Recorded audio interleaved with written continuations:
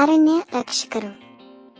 Evergreen ಫಾರೆಸ್ಟ್ನ ಹೃದಯ ಭಾಗದಲ್ಲಿ, ಅಲ್ಲಿ ಮರಗಳು ಎತ್ತರವಾಗಿ ಮತ್ತು ಹೆಮ್ಮೆಯಿಂದ ನಿಂತಿವೆ, ಅರಣ್ಯ ರಕ್ಷಕರೆಂದು ಕರೆಯಲ್ಪಡುವ ವಿಶೇಷ ರಕ್ಷಕರ ಗುಂಪು ಅಸ್ತಿತ್ವದಲ್ಲಿದೆ. ಈ ಕಾವಲುಗಾರರನ್ನು ಸೌಹಾರ್ದತೆಯನ್ನು ಕಾಪಾಡಲು ಮತ್ತು ಯಾವುದೇ ಬೆದರಿಕೆಗಳಿಂದ ತಮ್ಮ ಮನೆಯನ್ನು ರಕ್ಷಿಸಲು ಪ್ರಾಚೀನ ಸ್ಪಿರಿಟ್ ಆಫ್ ಫಾರೆಸ್ಟ್ನಿಂದ ಆಯ್ಕೆ ಮಾಡಲಾಗಿದೆ. ಫಾರೆಸ್ಟ್ ಗಾರ್ಡಿಯನ್ಸ್ ಪ್ರಾಣಿಗಳ ವೈವಿಧ್ಯಮಯ ಗುಂಪು ಪ್ರತಿಯೊಂದು ವಿಶಿಷ್ಟ ಸಾಮರ್ಥ್ಯಗಳನ್ನು ಹೊಂದಿದೆ. ಚಂದ್ರನ ಬೆಳಕಿನಲ್ಲಿ ಬೆಳ್ಳಿ ಮಿನುಗುವ ಎಲೆಗಳನ್ನು ಹೊಂದಿರುವ ಲೂನಾ ಎಂಬ ಬುದ್ಧಿವಂತ ಹಳೆಯ ಮರದ ಚೈತನ್ಯವಿತ್ತು. ಮುಂದಿನದು ಬ್ಲೇಜ್, ತೀಕ್ಷ್ಣವಾದ ಇಂದ್ರಿಯಗಳು ಮತ್ತು ಸಾಟಿಯಿಲ್ಲದ ಚುರುಕುತನವನ್ನು ಹೊಂದಿರುವ ಧೈರ್ಯಶಾಲಿ ತೋಳ.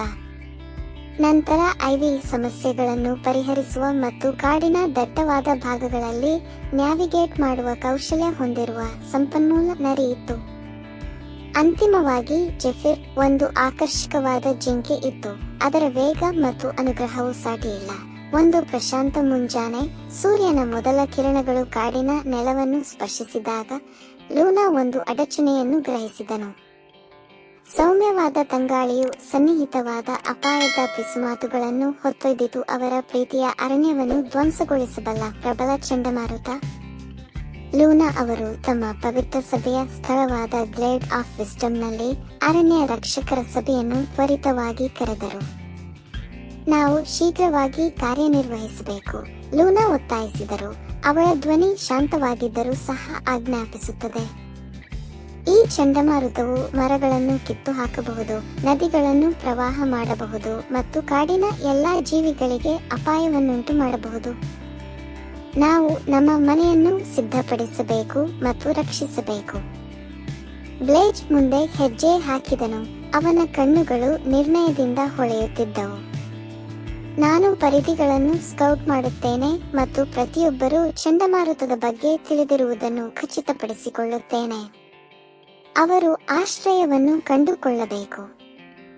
ನಾನು ಆಹಾರ ಮತ್ತು ಸರಬರಾಜುಗಳನ್ನು ಸಂಗ್ರಹಿಸುತ್ತೇನೆ.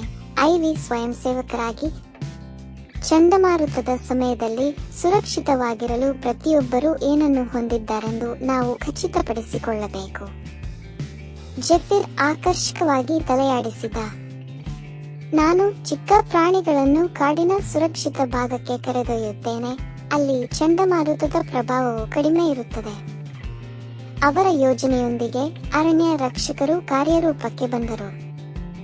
ಬೆಂಕಿಯು ಕಾಡಿನ ಮೂಲಕ ಹಾದು ಹೋಯಿತು. ಅವನ ತೀಕ್ಷ್ಣವಾದ ಇಂದ್ರಿಯಗಳು ಯಾವುದೇ ಅಪಾಯದ ಲಕ್ಷಣಗಳ ಬಗ್ಗೆ ಅವನನ್ನು ಎಚ್ಚರಿಸುತ್ತವೆ.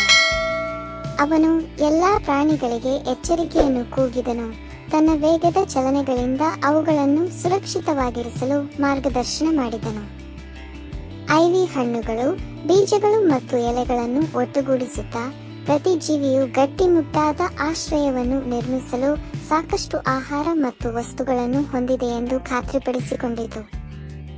ಅವಳ ಬುದ್ಧಿವಂತ ಆಲೋಚನೆ ಮತ್ತು ತ್ವರಿತ ಪ್ರತಿವರ್ತನವು ಯಾವುದೇ ಸಮಯದಲ್ಲಿ ದೊಡ್ಡ ಸಂಗ್ರಹವನ್ನು ಸಂಗ್ರಹಿಸಲು ಅವಕಾಶ ಮಾಡಿಕೊಟ್ಟಿತು. ಜೆಫಿರ್ ಮೊಲಗಳು, ಅಳಿಲುಗಳು ಮತ್ತು ಪಕ್ಷಿಗಳ ಗುಂಪುಗಳನ್ನು ದಟ್ಟವಾದ ಮರಗಳು ಮತ್ತು ಕಲ್ಲಿನ ಹೊರವಲಯಗಳಿಂದ ರಕ್ಷಿಸಲ್ಪಟ್ಟ ಆಶ್ರಯದ ತೋಪುಗೆ ಕರೆದೊಯ್ದರು. ಅವಳ ಸೌಮ್ಯ ಉಪಸ್ಥಿತಿಯು ಭಯಭೀತರಾದ ಪ್ರಾಣಿಗಳನ್ನು ಶಾಂತಗೊಳಿಸಿತು ಮತ್ತು ಅವಳ ವೇಗದ ವೇಗವು ಅವರು ಶೀಘ್ರವಾಗಿ ಸುರಕ್ಷತೆಯನ್ನು ತಲುಪಿತು. ಚಂಡಮಾರುತದ ಮೋಡಗಳು ಒಟ್ಟುಗೂಡಿದಾಗ ಮತ್ತು ಗಾಳಿಯು ಕೂಗಲು ಪ್ರಾರಂಭಿಸಿದಾಗ ಲೂನಾ ಮರಗಳನ್ನು ಬಲಪಡಿಸಲು ತನ್ನ ಪ್ರಾಚೀನ ಮ್ಯಾಜಿಕ್ ಅನ್ನು ಬಳಸಿದನು. ಚಂಡಮಾರುತದ ಕೋಪಕ್ಕೆ ಹೆಚ್ಚು ಸ್ಥಿತಿಸ್ಥಾಪಕತ್ವವನ್ನು ನೀಡಿತು. ಅವಳು ಕಾಡಿಗೆ ಪ್ರೋತ್ಸಾಹದ ಮಾತುಗಳನ್ನು ಪಿಸುಗುಟ್ಟಿದಳು, ಅದರ ಶಕ್ತಿ ಮತ್ತು ಸಹಿಷ್ಣುತೆಯನ್ನು ನೆನಪಿಸಿದಳು.